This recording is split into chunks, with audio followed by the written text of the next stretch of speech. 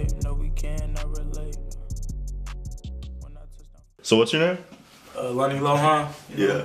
Fresh out Milwaukee, man. You know, I'm coming, man. What's up, man? So you got your start in the Money Savages, right? Yeah, Money. Oh snap! How do you know that, bro? Yeah, bro. Money Savage was a group that me, my guy Rashawn, my other guy Ryan, and my brother Tyler created and everything like that. Mm-hmm. And like it was gonna start off as like a clothing line and music. It was like everybody in the group didn't really do music. Like my guy Sean didn't do music, but me, my guy Ryan, and Tyler, we did music though. But it was like clothing line / music. That was, man, I was like 14, bro. Is that like when you really got your start? Yeah, but I don't think I was serious then yet. Yeah. What made you like get serious? Probably my big brother. My big brother started doing music before me and everything like that. Like he was doing his thing when he was like 17. I used to look up to him like, damn, I want to do that shit, bro. Like just to see him, you know, like do shows and stuff like that. And then like people I listen to, like, you know, like I'm like, man, it looks fun and I enjoy it. It sounds good. I can do this too, you know. And I probably started taking music serious probably when I was like, probably about when I was just finna turn 17. I feel that. Like looking around, like even like in the 5 minutes I've been here, it really seems like a family affair. Yeah. You agree with that? Yeah, definitely. Yeah. Definitely. Does your dad produce a lot for you, or? No, my dad has never really produced for me, but like he always wants to give me a beat, you know, cause like he's like, you know, I got the fire. But my dad, it's like I like his beats, but you know, my dad is older, so like some stuff doesn't really speak to me in my age and my generation and stuff like that. But I'm not denying his production because he knows what he's doing. He's fire with it.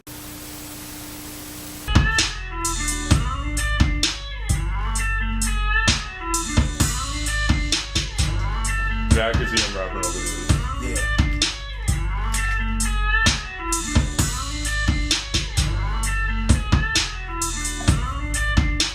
The next song he's gonna do is gonna be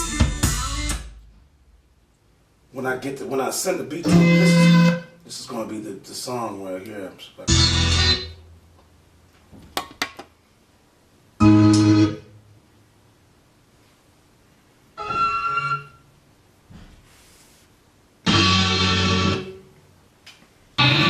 Yep, that's right there. He wants this beat bad.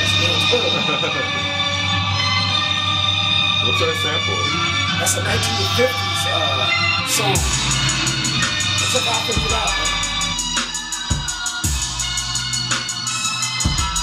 Wow, this is actually crazy. Yeah. Like when I did Kanye, when I was like, this man, so Kanye, freaked me out when I made it. I was like, yeah. Yeah. Now I understand why he wants it so bad. That's the bridge right here.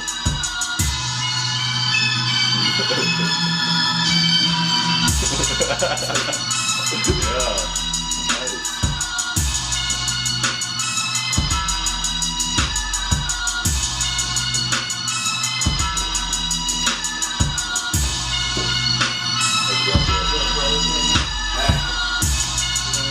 You know, I control this. You want to turn down something? I'm telling them that you're interested in this beat right here. Some of it's just not for me. I feel that. Is it weird, like, having your parents so close to, like, your creative outlet? Yeah, I mean, I wouldn't say it's weird. I feel like they're very supportive, especially, like, they're being more supportive now, especially, like, you know, they're starting to see some stuff come about, and it's like, okay, they can kind of see I'm kind of backing up what I want to do. Like, I'm backing it up with evidence and stuff like that. Like, I'm not just talking, like, I'm actually doing it, and they're seeing the evidence. And my dad always wanted me, well, even one of his kids to do music because he stopped doing his music to, like, feed us, you know. My dad was going hard. Like, my dad was a DJ and everything like that, and a producer.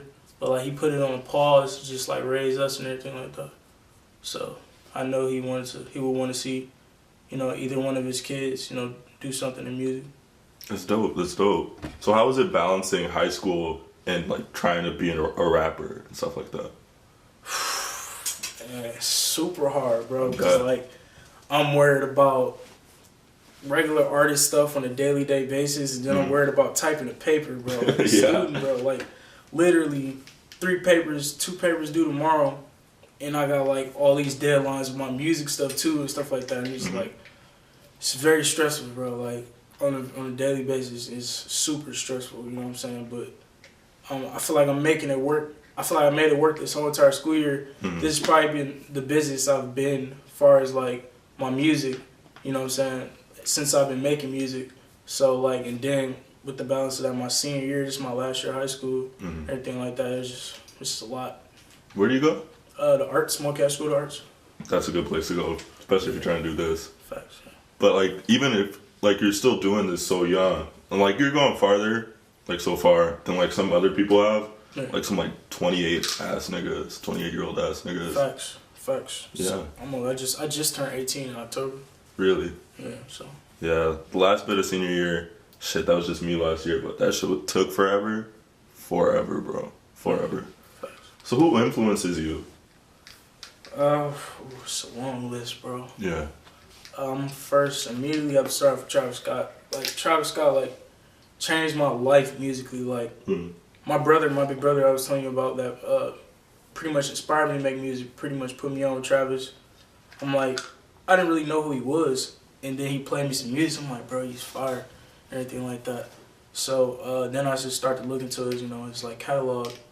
I'm like, man, he's like different. Like what he's saying kind of speaks to me. It's just like his aesthetic and stuff like that. I felt like he was like an older version of me that like, and it's like I took so much from him that like past music, cause like I look up to him as a person, as a man too, and everything like that. Yeah. And when I heard Rodeo, when he dropped Rodeo, his first album in 2015, bro, like that album like changed my life. Like how I thought about everything, like, cause it was like for people like me. It was like for like, the people that felt alone, people that felt doubted, and like, the artistic kids that just never really got to voice how exactly what they wanted to and how they wanted to do it, but they knew they wanted to do it and everything like that. Yeah. And it spoke to me, bro, like for real. And ever since then, like he's been my favorite artist. Like literally. Before then, like he was like one of my favorites. But after Rodeo, he was my favorite artist. Yeah, that's a really inspiring album. Yeah, it is. Because it's just like all about like the come up, like the doubters. Then like at the end of the album, like Apple Pie, you're just fucking independent. I was like Tesla so much, bro. Because like, man, bro, I done been disappointed so much by females, bro. So like that was like one of my favorite songs on the album. Yeah. Next I had to go Aaliyah. Surprisingly, I started messing with Aaliyah after she passed away and everything like that. Aaliyah, her voice was just something crazy, bro. Like it was just something about her voice.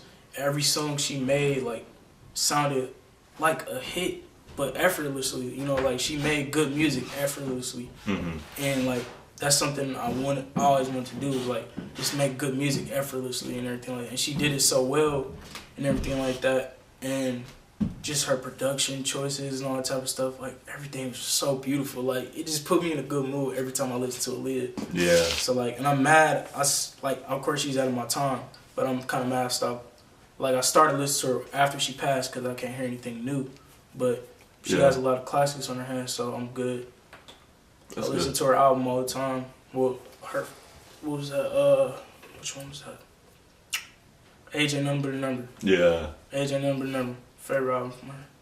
It's a great album. What about somebody like Lil Uzi Vert or like Playboi Carti? Yeah, they definitely fall in there. I look up to Playboi Carti, like how his journey to success. Like I'm a fan of his music, but not all the way, because I don't really take a whole lot of inspiration. I mean, sometimes beat choices, but like as far as artists, not really. But far as like stylistically and like how he came up, like how he got himself to the game, and I know exactly how he did it. It's just inspirational, you know what I'm saying? Because like a lot of people couldn't do it how he did it. Yeah. Super inspirational. Uzi, him just being himself and everything like that, I know like he was probably looked at as weird as fucking, when he was a teenager, bro. Yeah. And I get looked at like that a lot of times. So like I know what type of shit he was going through. You know what I'm saying? Get curved by bitches and shit like that. You know what I'm saying? Just little shit like that, bro. And he stayed himself. You know what I'm saying? Even before he came up, like if you just look back, like all his shit, he was just completely himself and shit like that. Yeah, he never changed. He was always on like some like other shit. Yeah, he was embracing that shit, bro. You know what I'm saying? So I look up to them for that. You know what I'm saying? Because they young too. You know what I'm saying? I'm young. Mm-hmm. They getting it.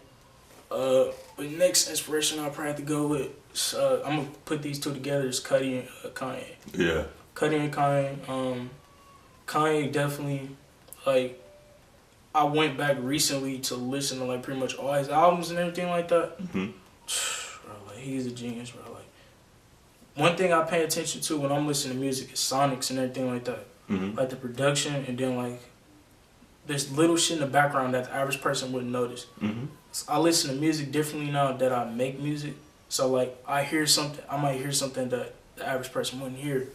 So I'm listening to Kanye album and I'm hearing little shit in the background. I hear a little bird in the background, little shit that nobody's noticing, and I'm looking at that shit like so amazing and shit like that. Yeah. So like one thing that he focused on heavily was sonics, and I took that. I feel like I took that from him, even though I feel like I'm not all the way there because I'm not around like the people that I know I could be around, but I really take that into like strong consideration when I'm making my music and stuff like that. Yeah. That's how you really way over lyrics and everything like that. Sonics is super important to me. Most important. That's why I like Frank Ocean stuff, like fucking Blonde and shit. I was just listening to it last night. Just fucking birds, like literally birds chirping. Like it sounds like it's in your right ear, but it's going this way. Like how the fuck did they do that? Yeah. That's why I fuck with that. And Cudi pretty much, you know, for the same reason, he speaks to me like the same way, you know, kind of Travis did, just in a different way, but somewhat in a similar fashion. I feel that. So one thing I really appreciate about you is that you know how to like use the infrastructure of Milwaukee. Like you've been fucking with Ubiquity for like posting your shit, and also like Radio Milwaukee and like Grace Weber. Grace. What's your relationship with her? Grace is like my big sister, bro. Like first time I met her was at a music lab and everything like that. Like I remember my science teacher was telling me about it, like the music lab. Like, bro, well, he didn't say bro, but he was like, he was like, man, you should go. You know, I know you're into music and everything like that. You should check it out. I'm like, all right, bet. So I went down there. He actually took me down there and everything like that. And then I met her, and he was like, oh yeah, she's worked with Chance the Rapper and Kanye. And so I'm like, what? I'm like, for real? She's here and she's from Milwaukee? I'm like, I gotta meet her. Yeah. So I walked in, and there was like a bunch of people there, and I walked up to her, and I was thinking she was gonna like super Hollywood shit like that, like you know what I'm saying, try to show me off, but she gave me conversation, like she talked to me for like a good like 10-15 minutes. You know what I'm saying? That was like the first time me meeting her and stuff like that, and I introduced myself, and she followed me on Instagram and everything like that. And then I was like, after that, you know, I like DM'd her and like told her a little bit more about myself, and I sent her some of my music. And then I started coming to like more music labs, and the next one I came to, I actually performed at. So like she got a little bit more familiar with me and like my, you know, my name and everything, and more of my music, and like seeing my stage presence and stuff like that. And that's when like she like really started to mess with me and stuff like that. And her manager Benta, she also pretty much the same thing, you know, everything like that. How she was like, it was almost like they pretty much like seen something in me, like at the early stage, like they seen what I was trying to do. They just knew I didn't know exactly how to do it or where to say it and stuff like that. So they really started to take me under their wing, like early on. And Benta was actually like helping like mentor me and stuff like that. And she actually even offered to like manage my current manager and stuff like that when we were like first starting out. So like that was love because she didn't really have to do that. And then ever since then, like Grace, I just hit her up every once in a while, congratulate her, stuff she got going on. She hit me up like, hey, how you doing? Just recently, she told me to send her some music because I don't know if you know J.I.D.K. is. Oh yeah, J.I.D.K. Yeah, she knows him, like they're like close friends. And I wanted to hear my music because I seen he was like liking my pictures on Instagram.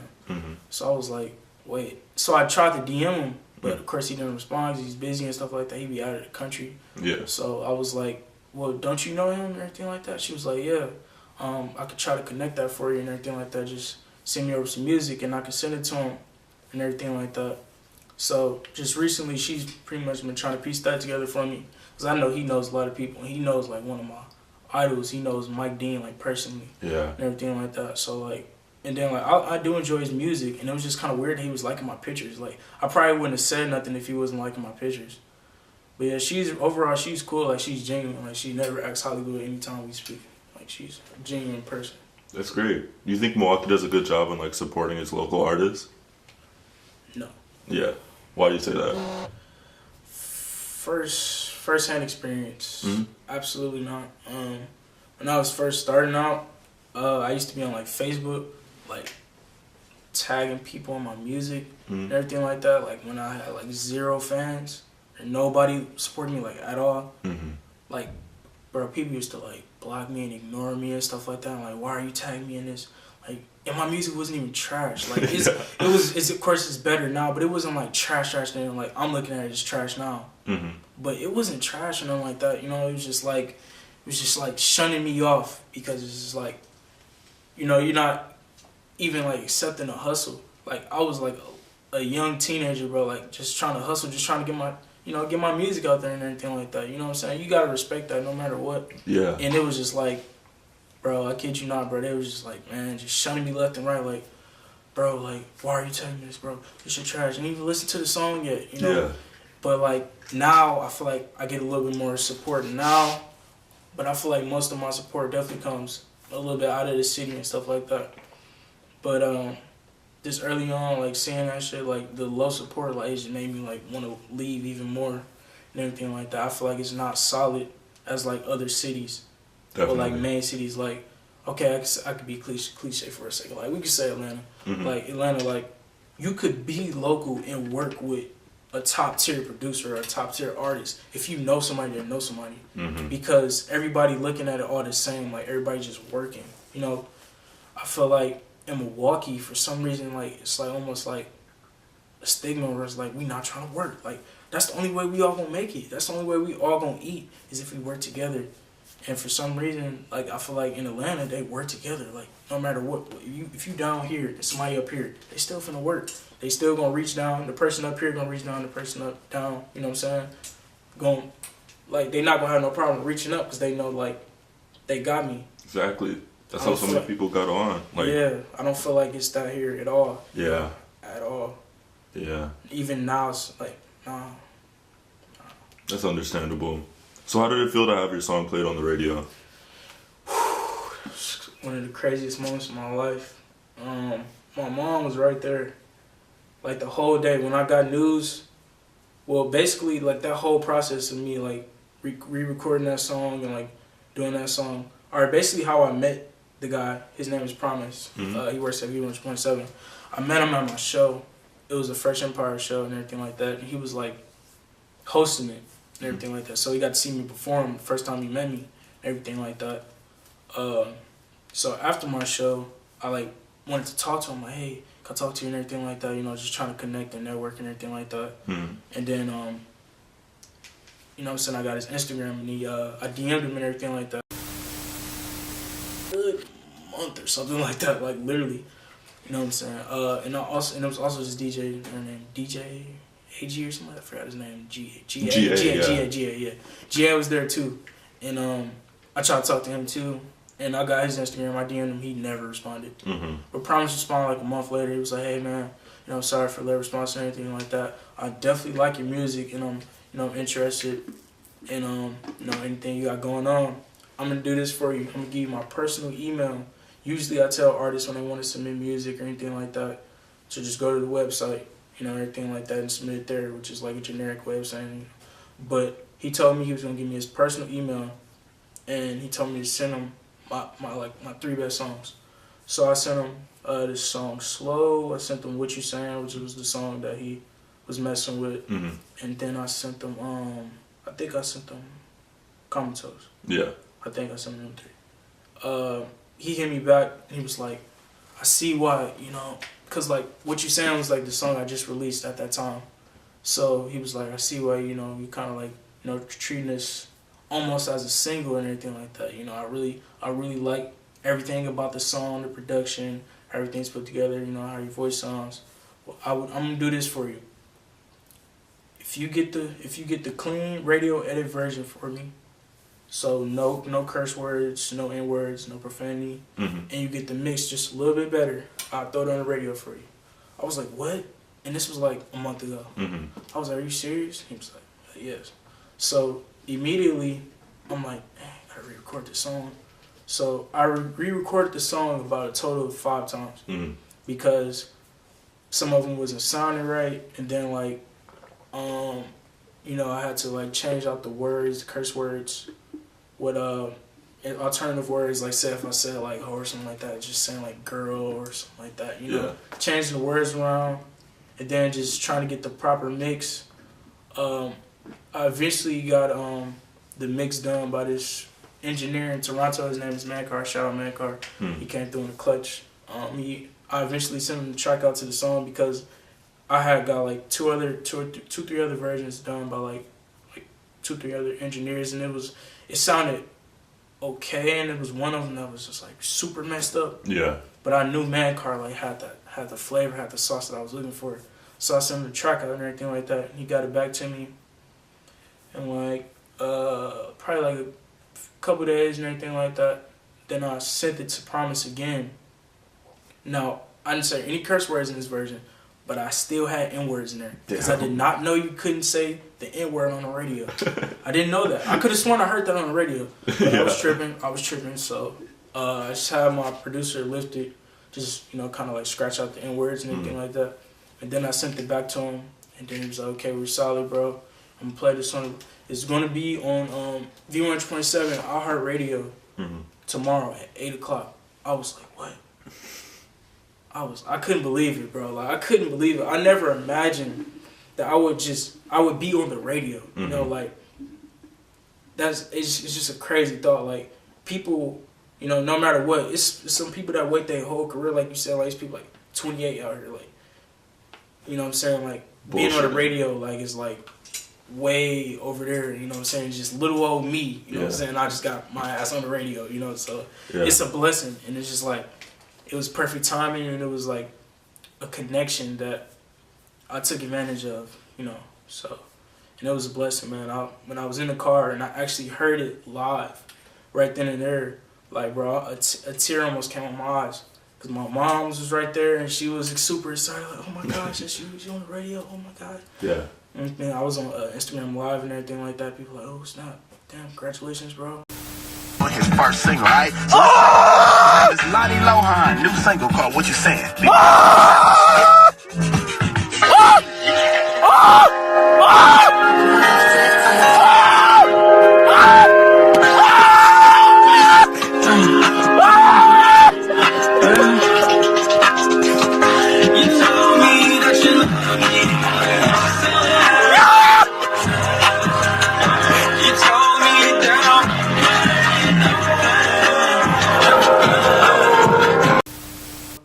Everything like that. So it was really like heartwarming. It was just like a moment where let me know where I was at in my life. Let me know that God is blessing me, and like dreams can come true. Cause that was like a dream to me. Like hearing myself on the radio, that's a dream, bro. Yeah, it is. So it was crazy, bro. It's really crazy. I guess one last thing I wanted to talk about was fashion. I know you're really into that. You have any like favorite brands or designers?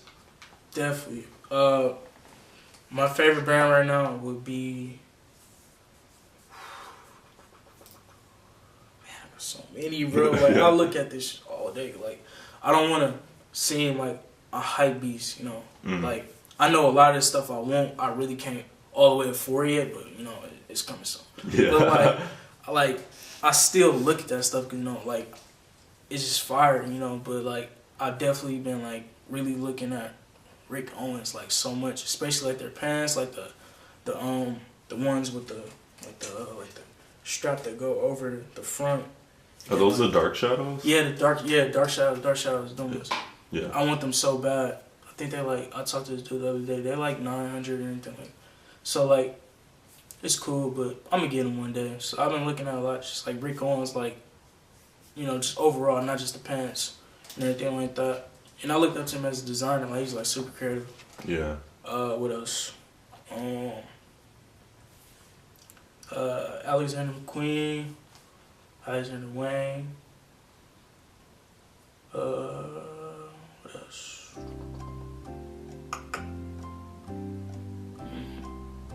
So much, bro. Yeah.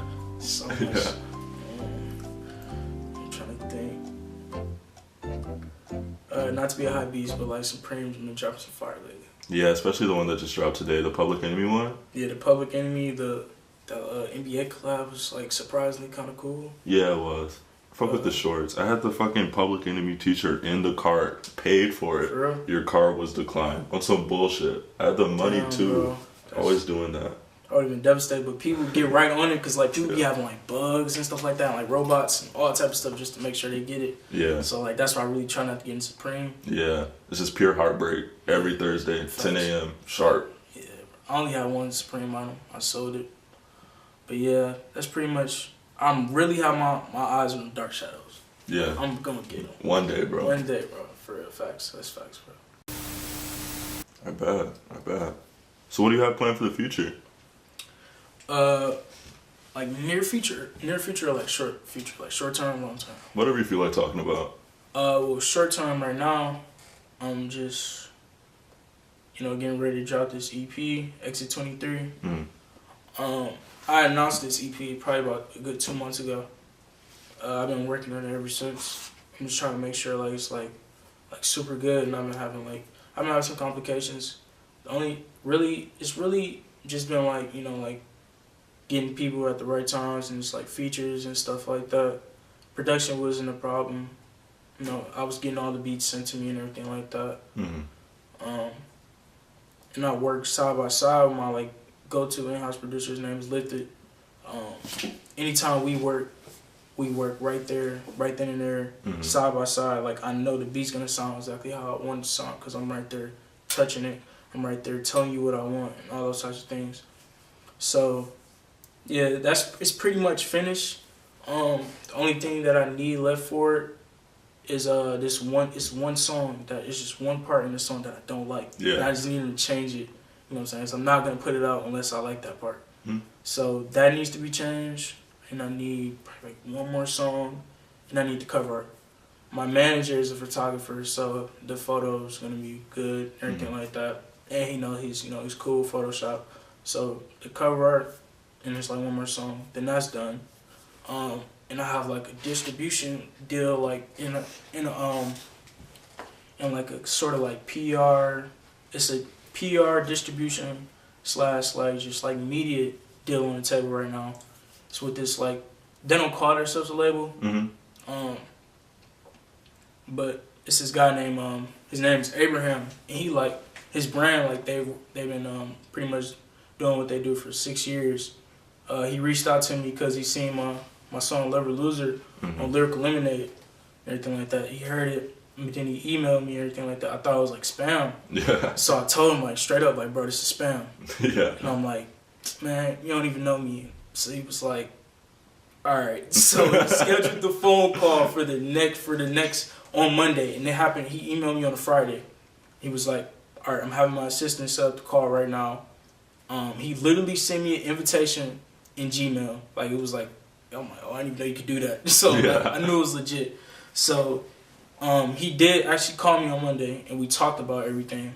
We talked about what they have going on as a brand, and not considering themselves a label, but what they can do for an artist that a label, the same thing a label would do, and everything like that. So it kind of sparked my interest.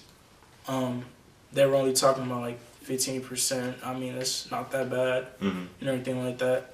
And I don't know if I was signed to a label right now, but I would definitely work with a team. I feel like that's all I need is like that push, a little bit more of a push, and a team. And I feel like I'll be pretty much where I want to be. So that's on the table. They're pretty much stepping in as soon as I'm about to drop X23. They're getting all the distribution done and everything, like getting me on like Spotify playlists and stuff like that, music playlists, and really just helping me get out there as an artist. What else? Short term, actually tomorrow I'm modeling for this clothing line. Nice. This clothing line in Milwaukee actually, and this is like the second clothing line I've modeled for in Milwaukee. I really, been messing with a lot of, like up and coming clothing lines. Actually, this shirt I have on, right now. Shout out to Comment. Shout out to Common Mania. They just sent me this like 2 days ago.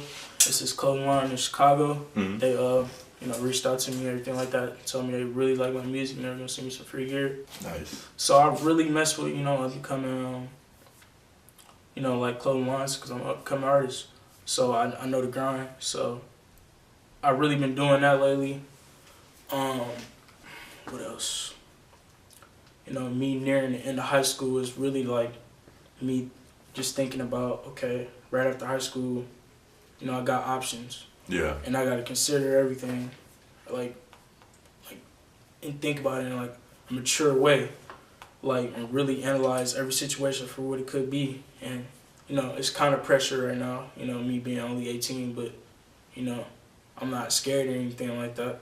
So I'm just type of stuff I'm thinking about is like, okay, where I'm gonna go, like how I'm gonna do this. Excuse me. You good? Stuff like that. But yeah, like, really, I don't know, it's just like a lot of, preparation and planning. Like, even though sometimes, like, you don't want to plan too much, but you definitely want to have, like, a calculated, be calculated about what you're doing. So that's pretty much what I've just been focused on right now, just being calculated and stuff like that. But the main thing I'm focused on right now is the EP. But getting that out. Any shows coming up soon? Yeah, on the 31st, I will be at the Miramar Theater. Hold on. Before that, on the 23rd, I will be performing at my guys' listening party or everything. I just, have a little short set for me. Told me to come through. It'll be at I gotta get the exact, I forgot the location, but it'll be at like a hookah bar or anything like that. Real smooth. And then after that, I'll have my own show. I'll be at the Miramar Theater, March 31st.